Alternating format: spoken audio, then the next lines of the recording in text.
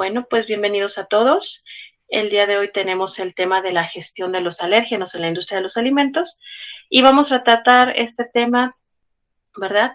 Para poder darles todo este conocimiento.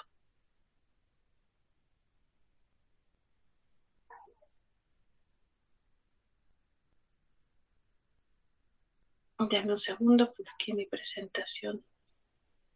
No sé dónde quedó.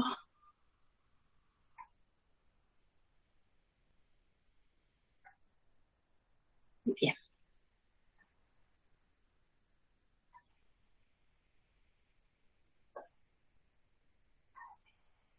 Muy bien. Espero todos puedan escucharme bien y puedan ver mi presentación.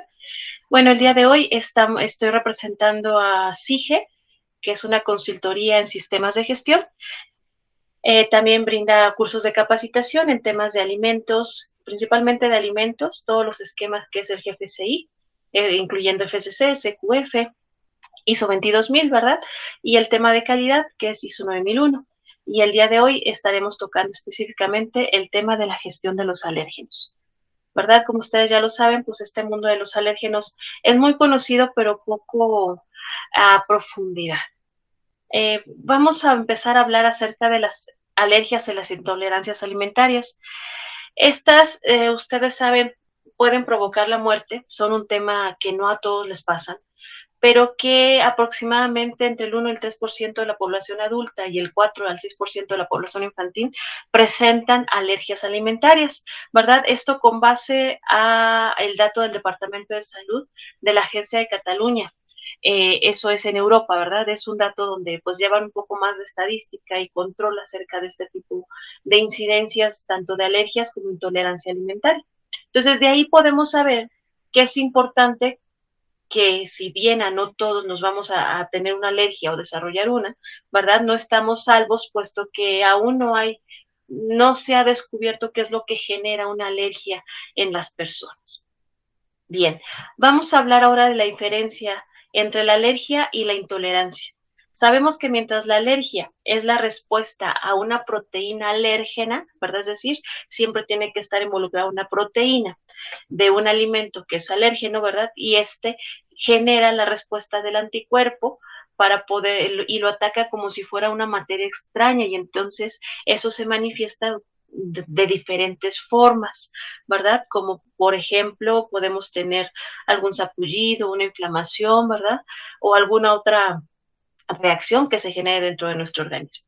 Después tenemos las intolerancias, que engloban todas aquellas reacciones adversas provocadas por agentes no tóxicos, ¿verdad? Simplemente está determinado por una incapacidad del organismo, del cuerpo, ¿verdad?, de poder digerir ciertas sustancias que generalmente son como la lactosa de la leche o el gluten del trigo, y entonces le llamamos a aquellas personas que no tienen la enzima para poder romper la molécula de la leche, les llamamos la intolerantes a la lactosa, porque la lactosa es la proteína de la leche que se descompone, ¿verdad? Y después ahora después desarrollaron el tema de la leche deslactosada, que es donde ya la proteína está rota el enlace de la lactosa y ya no es necesario que la persona lo tenga esa enzima, por lo tanto, pues bueno, ya no sufre de esa intolerancia si toma leche deslactosada, o el gluten, que tiene que ver con las personas celíacas que no tienen igual una enzima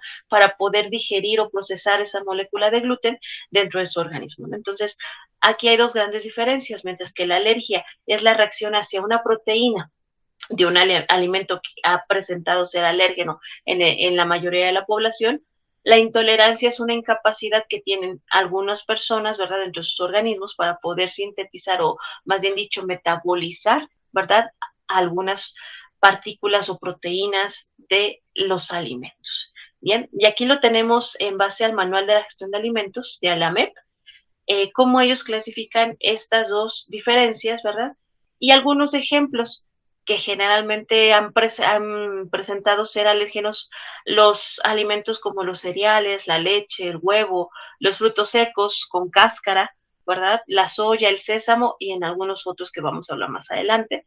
En comparación con aquellos que tienen que generar una intolerancia alimentaria como la lactosa y el gluten, y finalmente con los alimentos tóxicos para todas las personas, ¿verdad? Es decir, las sectas tóxicas, las salmonelas, los pesticidas, todo lo que tiene que ver con metales pesados, eso ya se clasifican como tóxicos para todas las personas, y hay alimentos entonces que no necesariamente que se tienen que generar una alergia o una intolerancia, solamente a las personas que tengan esta particularidad, ¿verdad?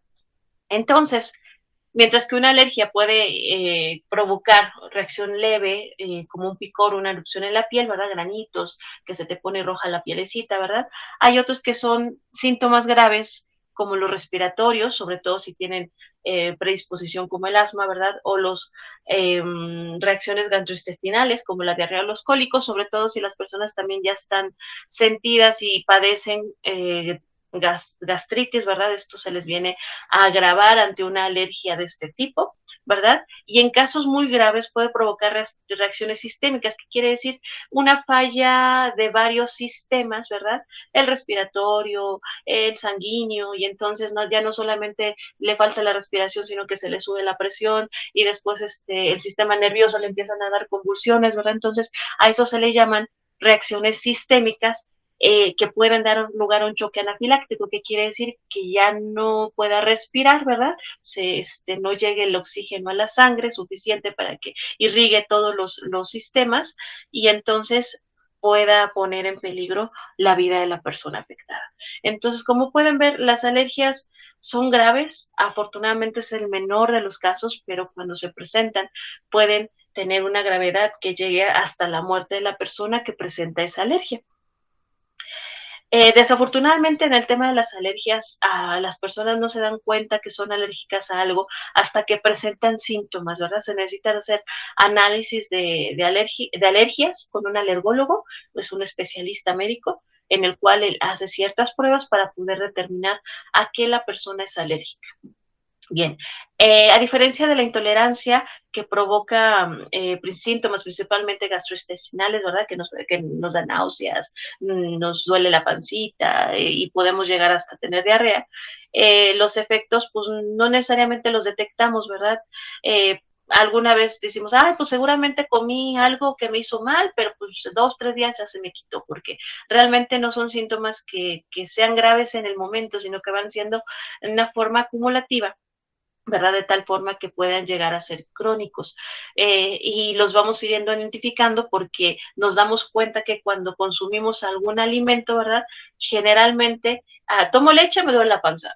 El día que no tomé leche, no me duele la panza, pero el día que tomé leche, entonces me empiezo a dar cuenta por mis hábitos alimenticios que empiezo a ser intolerante. Las intolerancias también se van desarrollando con los años, porque los organismos van perdiendo la capacidad de poder sintetizar ciertos alimentos, sobre todo los más procesados. Por eso se dice que siempre una alimentación más natural es mucho mejor. Pero bueno, en el tema de las intolerancias, ¿verdad? Siempre tiene que ver con el tiempo. El tiempo juega un factor importante, y el estar observando y al pendiente de qué alimentos a nosotros nos hacen sentir malestares es importantísimo. Pero bien. En el caso de las alergias, ¿verdad? Estamos hablando de las alergias y las intolerancias. Principalmente no hay una dosis establecida, si tomo un vasito, si tomo medio vasito, si me tomo un sorbo, ¿verdad? De leche, por ejemplo, no me va a pasar nada, o con un sorbito me duele la panza, pero si me tomo un vaso no me duele. O sea, cosas de ese tipo no. El hecho de que esté presente una alergia, un alérgeno, perdón, o una sustancia a las cuales se les llaman sensitivas porque pueden causar una reacción de intolerancia, ¿verdad? Pequeñas cantidades pueden llegar a desencadenar una reacción alérgica o intolerante en las personas. Todo depende de la persona. Aquí no hay algo que esté establecido para decir, si tiene 10 microgramos de la sustancia alérgena, entonces eso no le va a causar ninguna reacción. Desafortunadamente, En el menor de los casos, por supuesto, entre menor sea la cantidad, la probabilidad es menor, pero no hay nada que nos asegure que ninguna persona vaya a presentar una reacción alérgica si tiene cierto nivel de la alergia, ¿verdad? Esto se basa, ¿verdad?, en algo que se llama el NOAEL, por sus siglas en inglés, el No Observed Adverse Effect Level, o el efecto adverso no observado, ¿verdad?, de una sustancia. Cuando hablamos de alérgenos, pues bueno, ahí ellos determinan ciertos niveles en los cuales algunas sustancias no pueden hacer daño a la salud de las personas cuando son consumidas. Sin embargo, pues bueno, no hay nada establecido ni concluyente en el tema de alérgenos, ¿verdad? Eh, entonces, la forma más eficaz de poder prevenir que una persona reaccione de una manera alérgica o intolerante hacia un alimento es evitando su consumo. Y para ello, pues obviamente las personas pues no están enteradas de qué conlleva el alimento si no leen la etiqueta, ¿verdad? O si no está declarado, y tampoco se van a enterar porque las personas no participan del proceso de producción de un alimento. Entonces, toda la información que tienen disponible sobre ese alimento está en su etiqueta.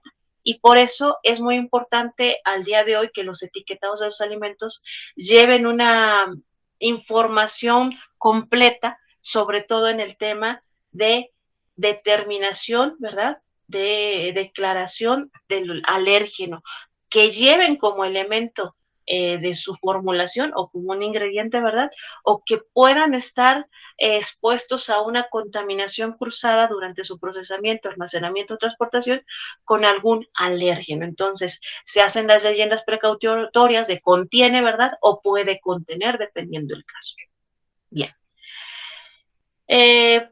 Y bueno, prácticamente el informar de ese alérgeno en la etiqueta es un requerimiento normativo, ¿verdad? Y también, aparte de esto, ¿verdad?, porque si bien todos los requerimientos dicen tienes que declarar alérgenos en la etiqueta, bien, no podemos decir que porque ya declaré la leche en la etiqueta de mi producto porque es un alérgeno que está presente en mi organización, no voy a tener ningún cuidado con ese alérgeno en la planta donde manejo ese alimento, ¿verdad? No es así. El etiquetado es el último recurso después de haber puesto controles dentro de la organización para poder evitar la contaminación cruzada, ¿verdad?, de un alérgeno o de un alérgeno con otro alérgeno. Entonces, esto también nos dice que hay que evitar la presencia no intencionada, ¿verdad? Y para eso se utilizan los planes de autocontrol. Generalmente se basan en la metodología HACCP y se apoyan de los prerequisitos, ¿verdad? Pero sin embargo, hay una metodología específica para poder identificar, evaluar y controlar los alérgenos dentro de la organización, dado que la metodología HACCP, ¿verdad?, contempla peligros físicos, químicos y biológicos, ¿verdad? Sin embargo, la relevancia de los alérgenos, que es un peligro químico, ¿verdad?, no se le había dado con tanto auge como ahora, y por lo tanto es importante separar, ¿verdad?, el peligro químico del alérgeno como un peligro separado de los peligros químicos que generalmente son metales pesados, plaguicidas, residuos de algún producto químico dentro del proceso. Y ahora específicamente nos centramos en el alérgeno como un peligro que hay que identificar, evaluar y controlar, ¿verdad? Y prevenir a través de la implementación de los requisitos dentro de la organización. Y entonces entramos al tema de ¿qué es un alérgeno?, ¿verdad? Una sustancia antígena que se introduce, que induce una reacción alérgica en un organismo. Eso es la definición que nos da la FDA de lo que es un alérgeno.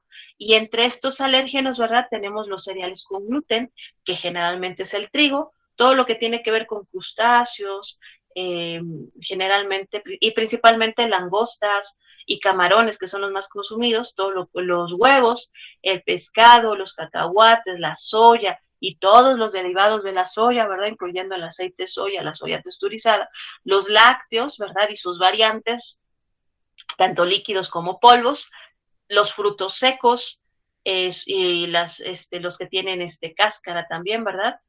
Los apios, la mostaza, la semilla de sésamo, los sulfitos, los altramuces, que son un tipo de coles, que son muy utilizadas en Europa, y los mariscos, ¿verdad? Generalmente esos son ejemplos de alérgenos, pero los alérgenos se determinan, ¿verdad? Dependiendo de el país al cual tú vayas a exportar o vender tu producto. Bien, de tal forma que la gestión de los alérgenos ya se incorpora en la seguridad alimentaria como un nuevo elemento, ¿verdad? Para poder seguir controlando lo que le llamamos la inocuidad, ¿verdad? Y bueno, esto ya lo habíamos hablado. Entonces, ahora vamos a hablar de los principios básicos en la gestión de alérgenos. Una gestión adecuada de los alérgenos en la industria se tiene que basar principalmente en estos tres enfoques, ¿verdad?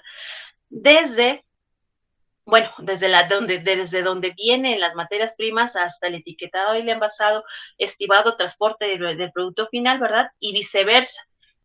¿Por qué? Porque tenemos que tener, y aquí cobra relevancia, un sistema de trazabilidad apropiado que nos permita rastrear desde las materias primas hasta donde se fue mi producto final, ¿verdad? En el primer canal de distribución y viceversa, del primer canal de distribución hasta las materias primas, por si acaso pudo haber alguna contaminación cruzada con otro alérgeno dentro de este ciclo del producto, ¿verdad? Entonces, cobra importancia que no solamente la organización que produce el alimento, sino también aquellos que son los que transportan, almacenan el producto, ¿verdad? Terminado, también puedan tener estos controles para poder trazar algún tipo de contaminación cruzada que pudo haberse dado en esta cadena de suministro, ¿verdad? De los alimentos. Bien.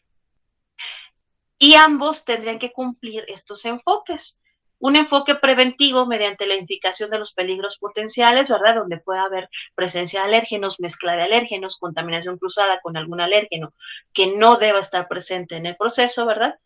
Evaluar el riesgo de cada uno de estos peligros, ¿verdad? Obviamente sabemos que cuando evaluamos riesgos tiene que tener la función de probabilidad y severidad para poder determinar, ¿verdad? En base al contexto de donde se desarrolla el manejo y la manipulación de este producto, que pueda materializarse o pueda darse alguna contaminación. Y tres, una vez que ya sé cuál peligro es el mayor, tengo que aplicar controles adecuados, ¿verdad?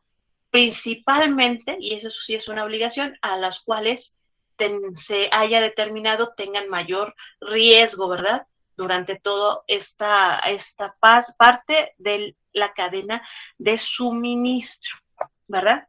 Obviamente, cuando recibimos las materias primas tienen que traer una declaración de alérgenos para que nosotros, cuando recibimos una materia prima, podamos asegurar si la materia prima puede contener o contiene, ¿verdad?, en base a su formulación y manipulación, algún contacto con un alérgeno que no es parte de sus ingredientes o que sí es parte de sus ingredientes, y nosotros podamos a su vez poder basar nuestros planes de gestión de alérgenos en estas declaraciones.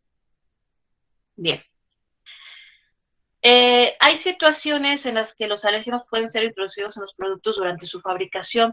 Estos deben ser identificados y en función de ello debe establecer un sistema efectivo para el control, de tal forma que se reduzca al mínimo la probabilidad de presencia no intencionada en el producto final.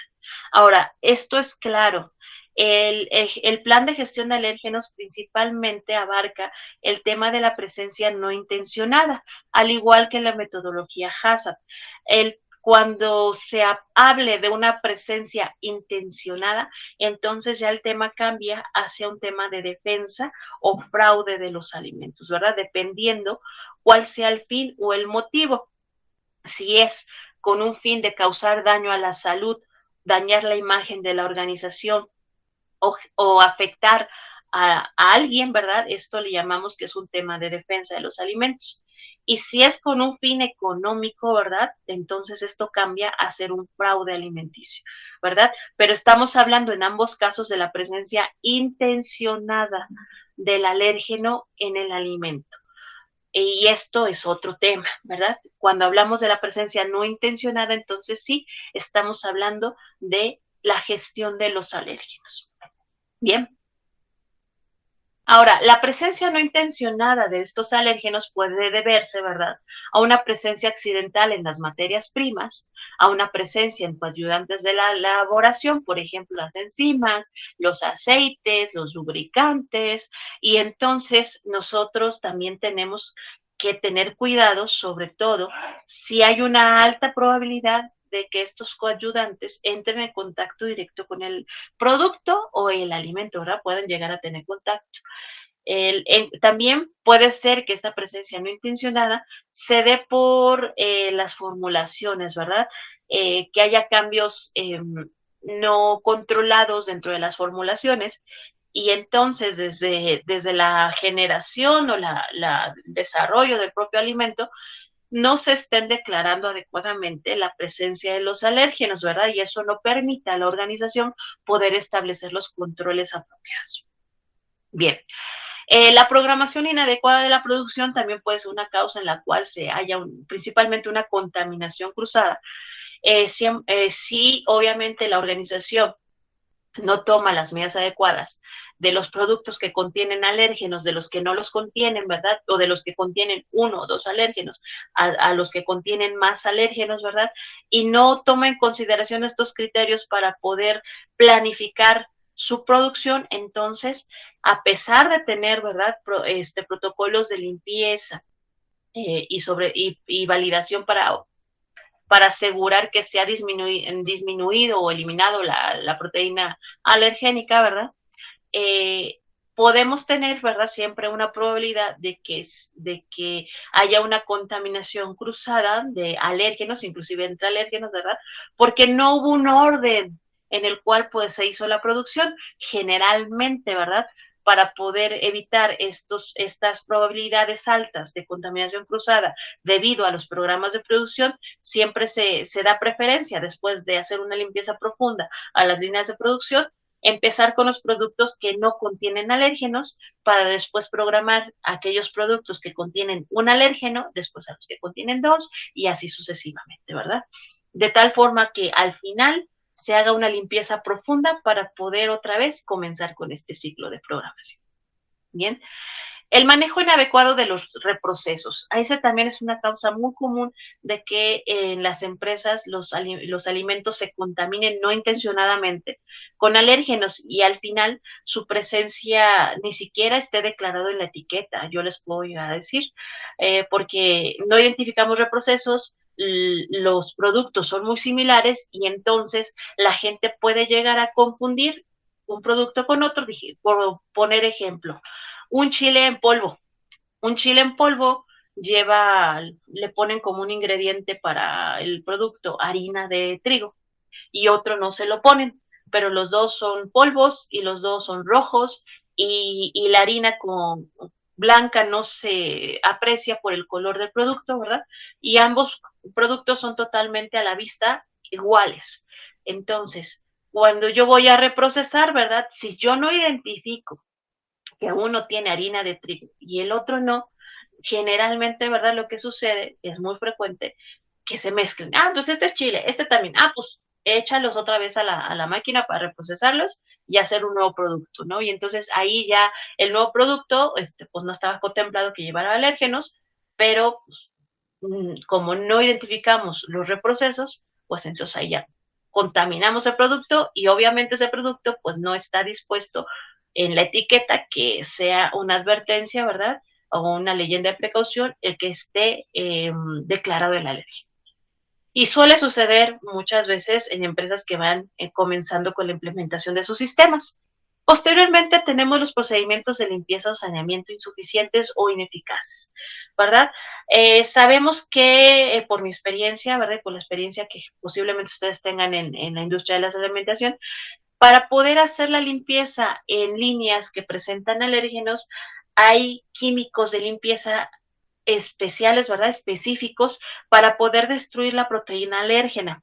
Por lo tanto, si desde ahí no hacemos un buen protocolo que me diga cuáles son los pasos a seguir para poder realizar la limpieza y aplicar adecuadamente los químicos, ¿verdad? Seguramente ¿verdad? O llegan a ser insuficientes porque me faltó un paso del proceso de limpieza, o llegan a ser ineficaces por la efectividad de los agentes químicos de limpieza, ¿verdad? Y para esto podemos utilizar kits para poder determinar mediante un hisopado, ¿verdad? O un prótesis a la superficie, si hay o no presencia de la proteína alérgena. Sin embargo, esto es importante que lo sepan, ¿verdad?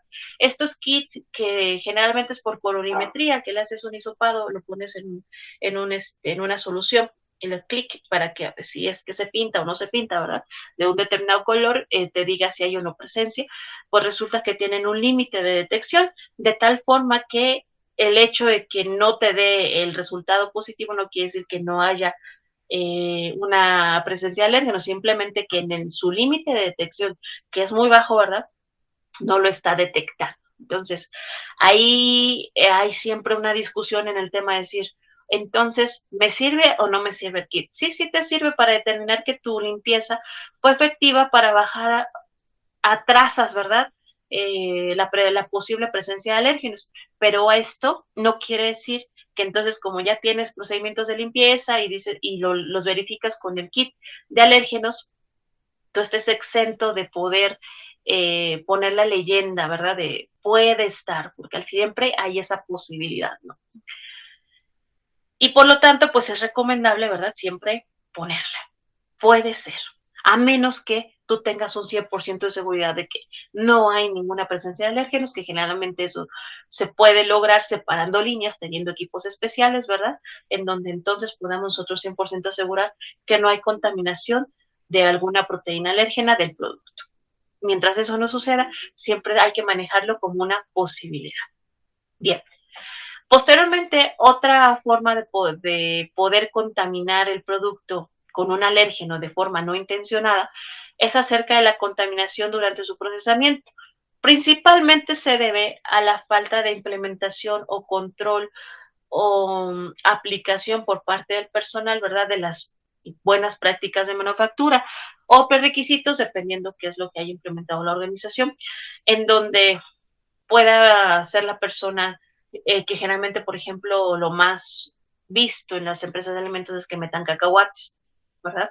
Como son sólidos, son redonditos, son fáciles de comer dentro del área de producción, generalmente son los que más fácilmente pueden llegar a estar presentes dentro de los procesos, ¿verdad? Y ustedes saben, el maní o el cacahuate es un alérgeno, entonces la persona que agarró el cacahuate, ya me lo comí a escondidas, ¿verdad? Lo agarré, me lo comí, después con esa misma mano agarro el producto, ¿verdad? Entonces ya tenemos ahí una contaminación cruzada, que ustedes pueden decir que exagerados, pero sí realmente esa parte de tocar el maní y tocar el alimento ya nos puede conllevar a generar trazas del alimento y entonces ya hay una contaminación cruzada no intencionada con el alérgeno, porque podemos decir no intencionada porque la gente no lo hace con el afán de que alguien se enferme, ¿verdad? Lo hace por desconocimiento, por una falta de entrenamiento, por una falta de verificación, de inspección de las personas en la aplicación de las buenas prácticas de manufactura y de los prerequisitos, ¿verdad? Y después, una vez que ya pasó todo mi proceso de producción, ¿verdad? Y pudo ser expuesto o no a una contaminación cruzada por el tema de separar los productos, de identificar, de que las personas cumplan con las buenas prácticas. Una vez que logramos tener un producto terminado, ¿verdad? Tenemos que cuidar, ¿verdad? Y generalmente es donde se descuida un poco los controles, las contaminaciones postproceso. Si mi producto pudo ser alterado o violado el empaque con fines de poder causar un daño a la salud, vuelvo a repetir, este ya no es un tema de gestionar alérgenos, sino de defensa o fraude alimentario. Bien. Entonces, si nosotros por el acomodo, por el almacenamiento, por cómo lo estamos transportando en la caja del camión, podemos meter un alérgeno, hay presencia de alérgenos y el empaque no fue lo suficientemente adecuado para que evitara una contaminación cruzada, ¿verdad? Ahí ese tipo de contaminaciones es la que nos habla en las contaminaciones post proceso. Y entonces, de cuáles son los productos alérgenos los que principalmente debieran de dar seguimiento. Y los grandes 8, ¿verdad? Los que se conocen como los grandes 8, que son los responsables del más del 90% de los casos que ocurren en todo el mundo de una alergia o de una intolerancia, ¿verdad? Principalmente pues la leche de vaca, el huevo, el pescado, los crustáceos, el maní o el cacahuate, la soya o soja, como se le conoce en otros países, los frutos secos y el trigo, específicamente la proteína del gluten.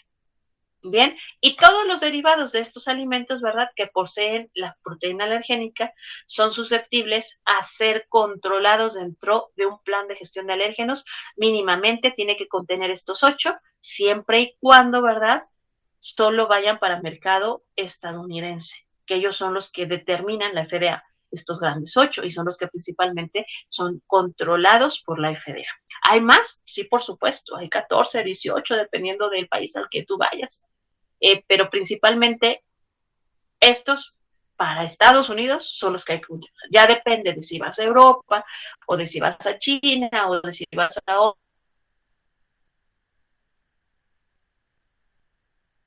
otro país, agregar el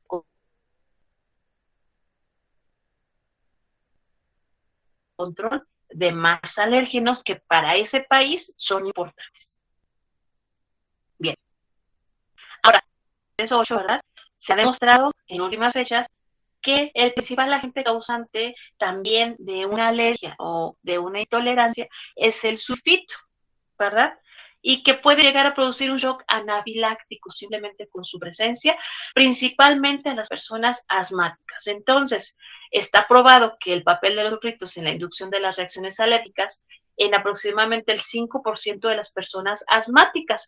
Esto pues ya es un dato alarmante, porque si son 10, pues el 5% será acaso una, ¿verdad? Pero si son 100, pues ya no es una, ya son 10, y si son 10,000, así se va, de tal forma que ese porcentaje se ve aumentado conforme aumente el grueso de la población que presente síntomas de asma, ¿verdad? O que sea declarada como asmática. Entonces, la probabilidad y la gravedad, que es lo que estamos hablando, para poder determinar qué es un riesgo significativo y qué no, pues aumenta, y por lo tanto, al ser un 5% de la población la que ya presenta asma, y que aparte estas han presentado llegar a un shock anafiláctico, ¿verdad?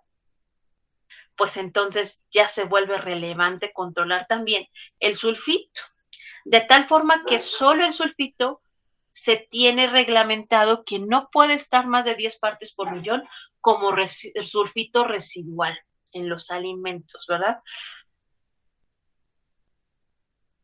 Ahora, aquí está. ¿Qué tipo de alimentos, verdad, eh, podría contener el alérgeno? Tenemos, por ejemplo, al trigo. El trigo es el alérgeno que principalmente está presente en las harinas de trigo, ¿verdad? Pero también en las sémolas, el gluten, en la fibra de salvado, que son subproductos del trigo, ¿verdad? Y entonces, ¿qué alimentos son los que pudieran contener el alérgeno del gluten? Pues son las pastas, los panes, el cuscús, los productos de papa tratados con trigo, ¿verdad? Las sopas en polvo, las golosinas, las galletas, los alfajores y algunas salsas, en donde la proteína de trigo, o más bien de gluten, ¿verdad?, es utilizada como un aditivo para poderles dar textura. En el caso de crustáceos y moluscos, ¿verdad? Pues obviamente tenemos langostinos, camarones, vieire, vieire, no puedo decirlo, perdonen ustedes, pero ustedes sí lo pueden leer. El calamar, el pulpo, la centolla, la langosta, las almejas, ¿verdad? Son ejemplos de crustáceos y moluscos que entran dentro de esta categoría. Y por supuesto, por su uso pueden estar presentes en las sopas, en los caldos, en los saborizantes, en los sándwiches, en las ensaladas o en las cazuelas, paellas, ¿no? ¿Qué decir? Los pescados y sus derivados, subproductos como la gelatina de pescado, la proteína de pescado, ¿verdad? También ahí tenemos la presencia del alérgeno.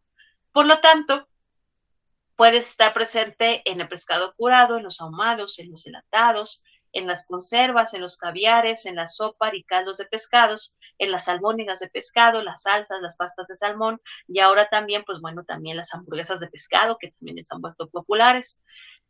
Otro alérgeno que tenemos es el huevo entero y sus subproductos, la yema, la clara, la albúmina, que se vende ya específicamente como un aditivo, ¿verdad?, para los alimentos. Lo mismo pasa con la lisocima, la lecitina es de huevo y el huevo en polvo, que pueden estar presentes, ¿verdad?, por su aplicación en pastas, en merengues, en mayonesas, en el pintado de productos horneados, en las cremas pasteleras, en los flanes, en los productos rebozados. Los rebozados son aquellos que son pintados como para que les den brillo, ¿verdad? Como el tema de los panes, que son rebozados con un tipo de yema de huevo para que brillen, ¿verdad? Los bizcochuelos, las galletitas, los panqueques, las albóndigas, los buñuelos, el queso elaborado con lisocima, ¿verdad? Que es principalmente para lo que se usa. Y entonces todos estos productos pueden tener la presencia del alérgeno. En el caso de la leche, pues todos los subproductos de leche, hablemos de crema, de yogurts, de ricotas, de suero, de albúminas, de las proteínas lácteas, ¿verdad?, que se utilizan para hacer los quesos, todo lo que son caseínas, caseinatos, lactoalbúminas, las lactosas, que es la propia azúcar de la leche, ¿verdad? Y por lo tanto, pues los productos alimenticios en los que pueden estar son todos los tipos de quesos, las cremas pasteleras, todos los helados, postres y flanes, los chocolates, los nuggets, los dulces de leches y los diferentes derivados cárnicos, ¿verdad? Como las salchichas, los fiambres de cerdo, los salamis, eh, margarinas, salsas y aderezos. También puede estar presente aquí la proteína de la leche, dado que es un ingrediente, un aditivo que se utiliza para su elaboración. En el caso del cacahuate o del maní, ¿verdad? Pues obviamente en todos los productos que son de maní y las harinas de maní, ¿verdad? Excepto aquellos que en los aceites altamente refinados por la refinación, ¿verdad? La proteína alergénica, ¿verdad?, pierde su potencial alergénico, vaya la redundancia. Por lo tanto, la manteca de maní, los rellenos de repostería, los maní con chocolate, los pralines, los muslis, que son las mezclas de los cereales y los turrones, pues pueden tener la presencia del cacahuate, ¿verdad?, o de alguna de sus partes como una alergia. La soya, ¿verdad?, todo lo que son los porotos y los brotes de soya, la harina de soya, la proteína de soya, los concentrados aislados, los texturizados de soya, la listina de soya, la proteína de vegetal de soya, que pueden estar presentes en el tofu, en los productos fermentados, como la salsa de soya, el miso, los caldos, las salsas, las margarinas, el chocolate, los diferentes derivados cárnicos, como las salchichas, los fiambres de cerdo, los salamis, donde pues la proteína de soya es utilizada para poder retener agua, ¿verdad? La milanesa de soya, los productos a base de carne picada y a cualquier otra ensalada en donde se le añada pues algún aderezo que contenga soya, así como los saborizantes, ¿verdad? La soya tiene muchos usos en la industria de los alimentos, muchas veces nosotros ni siquiera lo sabemos que hay presencia, pero sí, ahí es donde te cobra importancia, pues leer la etiqueta para saber si esto trae soya o no trae soya, ¿verdad? Los frutos secos son otro alérgeno en donde pues podemos tener como ejemplos las almendras, las avellanas, las nueces, las castañas de cajú, las nueces pecanas, la nuez de Brasil, el pistache, la macadamia, etcétera, etcétera, ¿verdad? Por lo tanto, pues al ser ingredientes que generalmente están en la panadería y la bollería, pues principalmente son los alimentos donde están presentes, pero también en las pastas de nuez, en los turrones, en las coberturas en panificación, pastelería, en los nuggets, en los mazapanes, en las pastas de almendras, en los chocolates, en las golosinas, en las pastas pesto, en las barras de granola, en los muslis, en las galletitas, en los panes, y son muy utilizados en la cocina asiática para poder combinar con algunos alimentos, ¿verdad? Y finalmente los sulfitos y los metasulfitos, ¿verdad?, pueden estar presentes principalmente en los vinos, en los azúcares, en las bebidas, en los aderezos y en los jugos de fruta, que es donde principalmente es donde se controlan esta presencia de sulfitos, que ya habíamos dicho que tiene que ser más de 10 partes por millón. Específicamente solo para sulfitos hay este límite aplicable. Para todos los demás se requiere su ausencia para poder evitar más bien no tener, ¿verdad?, una gestión del alérgeno dentro de la organización.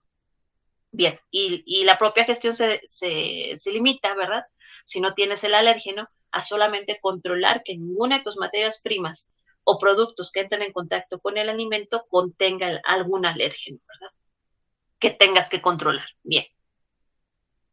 Entonces, ¿para qué sirve un programa de control de alérgenos? Bien. Aquí, ¿verdad?, manejan 14 alérgenos con la nueva ley, pero bueno, depende. ¿De qué depende? Del país al que vayas a vender tu producto. Bien. Entonces, un programa de control de alérgenos principalmente sirve, ¿verdad?, para que los ingredientes o aditivos alergénicos que se agregan al producto se declaren en la lista de ingredientes, y dos, que no haya alérgenos no intencionales que contaminen al producto por contacto cruzado. Es decir, los principales objetivos para poder, de los programas de control de alérgenos, ¿verdad?, es que tú estés seguro que tu etiquetado del alimento es adecuado y no se omite ningún alérgeno que pueda estar presente o que esté presente, perdón,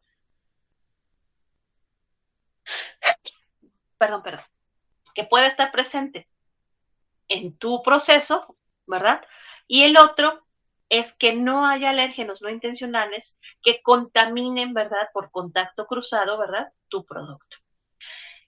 Por supuesto que también tienen que tomarse en consideración las legislaciones de los distintos países, ¿verdad?, porque varían las legislaciones entre país y país. Por lo tanto, los grupos de alimentos o aditivos que son de declaración obligatoria también cambian, mientras que en México también nos quedamos con los 8, ¿verdad? En Estados Unidos también, en Europa no. En Europa controlan muchos más alérgenos, como por ejemplo el apio, ¿verdad? También los grupos de alérgenos, ¿verdad?, son objeto de evaluaciones y reevaluaciones periódicas, no solamente por nosotros mismos, sino también por la autoridad. La autoridad tiene verificaciones para poder asegurar que los alimentos cumplen con las normativas de declaración de alérgenos, ¿verdad? Por lo tanto, pues principalmente quienes debieran vigilar que estos son cumplidos son las organizaciones, ¿verdad? Principalmente aquellas organizaciones que exportan a Europa, Estados Unidos o algún otro país. Bien. La gestión de alérgenos, ¿verdad? Entonces, ya entrando un poco más en materia, principalmente se basa en estos ejes que ustedes ven aquí, ¿verdad? En controlar, ¿verdad?, que desde que entra mis materias primas y productos que puedan estar en contacto con el alimento, ¿verdad?, declaren la presencia o la ausencia de los alérgenos, ¿verdad? O bien aquellos que por su propia naturaleza ya contienen el alérgeno, ¿verdad?, sean manipulados adecuadamente. Manipulados me refiero a que sean etiquetados, a que sean almacenados y a que sean gestionados en cuestiones de derrames, ¿verdad?, para poder evitar que estos, al estar presentes en mi proceso, ¿verdad?, desde el almacenamiento y recepción, puedan contaminar mis demás materias primas que yo tengo también presentes en mi almacén. Bien, la segunda vertiente de la gestión del alérgeno es hacia la formulación del producto, ¿verdad? Cuidando que los ingredientes, las materias primas, los aditivos y los coadyuvantes del proceso sean declarados en las formulaciones, y una vez aprobada una formulación, ¿verdad?,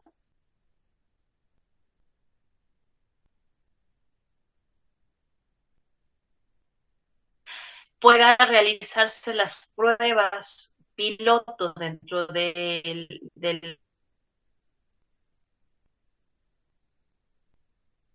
la empresa para asegurarse que las prácticas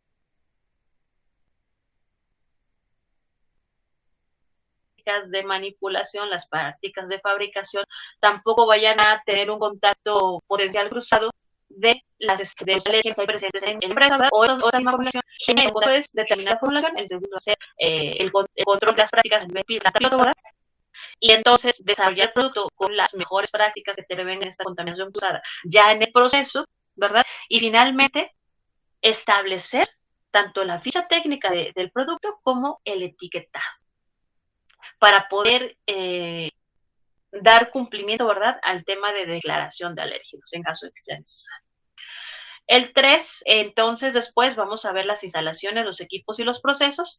En esta parte, ¿verdad?, tenemos que tomar en consideración todo lo que son flujo de materiales, flujo de personas, flujo de procesos, para poder saber si hay alguna contaminación cruzada o no, derivada también, ¿verdad?, de los equipos, ¿verdad?, y de los utensilios que se utilizan para poder procesar el alimento.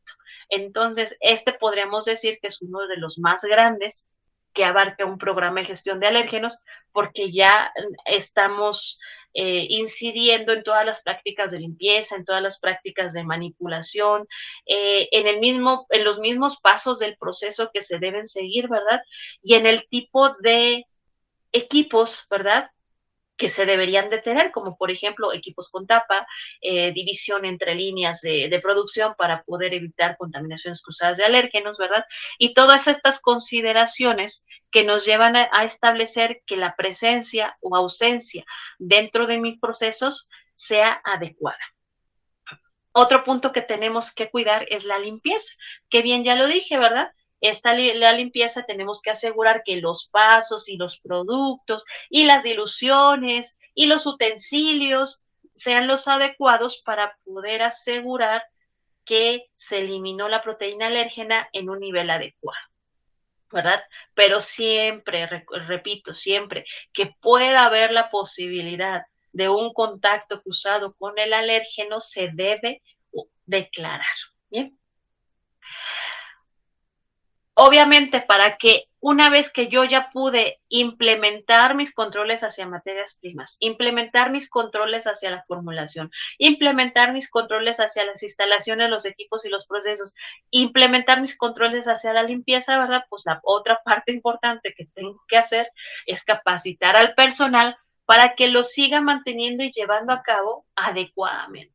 Entonces yo te enseño, ¿verdad? Te evalúo y me aseguro, ¿verdad?, que tú lleves a cabo durante tus actividades apropiadamente todos los controles que la organización ya ha determinado para poder evitar una contaminación cruzada o una presencia de alérgenos, ¿verdad? Por lo tanto, la parte medular, aunque algunos dicen que es la última o de las menos dadas importancia por las organizaciones, es la parte de que se capacite apropiadamente al personal, no solamente que maneje alérgenos, sino también a quien no los maneje, para que no haya alguna contaminación por desconocimiento del manejo de los alérgenos, ¿verdad? Entonces, siempre es importante que los planes de capacitación de las organizaciones contemplen el tema de los alérgenos, ¿verdad? Finalmente, y el último eslabón para el control de los alérgenos siempre debe ser el etiquetado, ¿verdad? Una vez que ya aseguré las materias primas, las formulaciones, todo lo que tiene que ver con instalaciones, equipos, procesos, limpiezas y formación, ¿verdad? Si aún así yo no puedo evitar la presencia o la posible presencia de un alérgeno, entonces es cuando lo etiqueto, ¿verdad?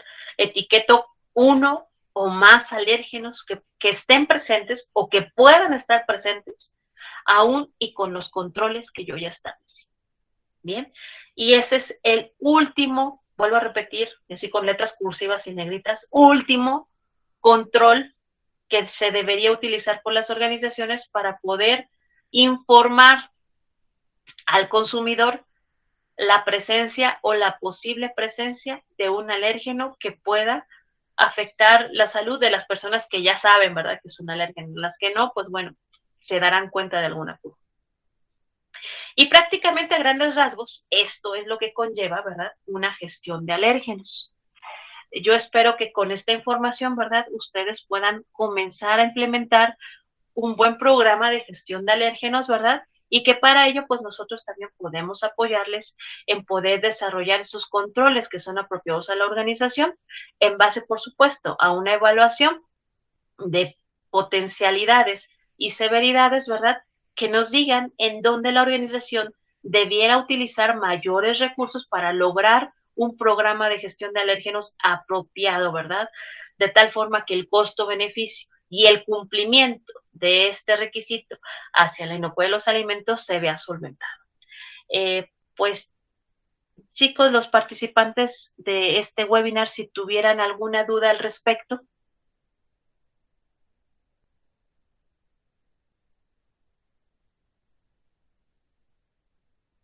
Ok, muy bien. En caso de que tuvieran alguna duda, ¿verdad? Por supuesto, pueden acudir a nuestra página de internet www.sige con guión medio, ¿verdad? Consultoría.com para poder hacernos llegar sus comentarios y con mucho gusto se los estamos contestando, ¿verdad? También pueden mandarme un WhatsApp directamente al 55 23 71 06 89, en donde con mucho gusto podré contestar todos sus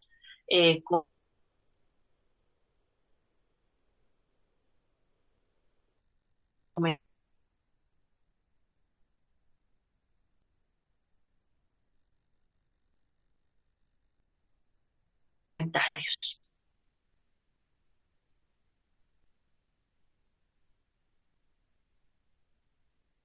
Eh,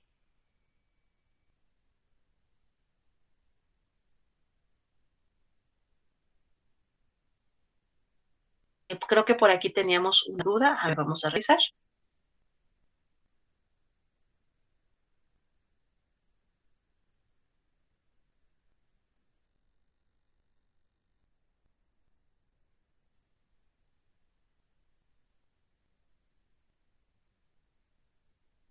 A ver.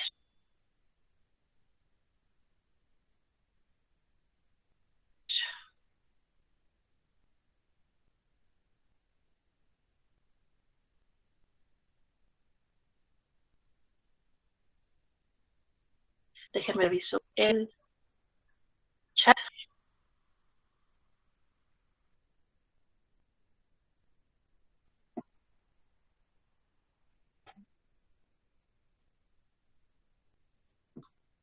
También pueden expresar en su duda.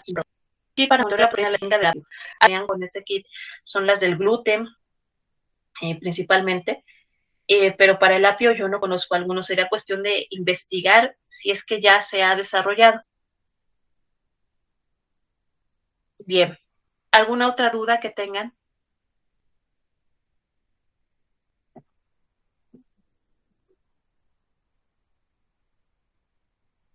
Ok, chicos. Si no hay más dudas, pues yo les agradezco muchísimo haber participado en este webinar. Les invito a participar en nuestra serie de webinars que vamos a estar llevando a cabo en días sábados, ¿verdad? Para poder brindarles mayor información del tema de inocuidad de los alimentos y también estaremos incluyendo algunos temas importantes acerca de la gestión de sistemas de gestión, como por ejemplo el tema de cómo se determinan objetivos SMART, ¿verdad? Que también va a ser parte de nuestra serie de webinars y los estaremos invitando, si nos lo permiten, para próximos eventos. Por el día de hoy les agradezco mucho su participación, ¿verdad? Y les invito a que si tuvieran alguna otra duda adicional, pues nos la puedan hacer llegar por medio de nuestra página o de nuestro correo. Muchísimas gracias por su participación.